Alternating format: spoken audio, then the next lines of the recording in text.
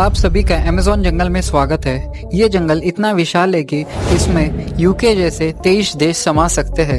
55 lakh square kilometre में फैला ये जंगल एनाकोंडा जैसे खतरनाक जीवों का घर है।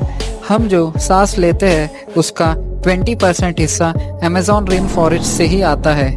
यहाँ साल भर बारिश होती ही रहती है और जंगल इतना घना है कि बारिश की बूंदों को जमीन तक पहुंचने में लगभग 10 मिनट लग जाते हैं।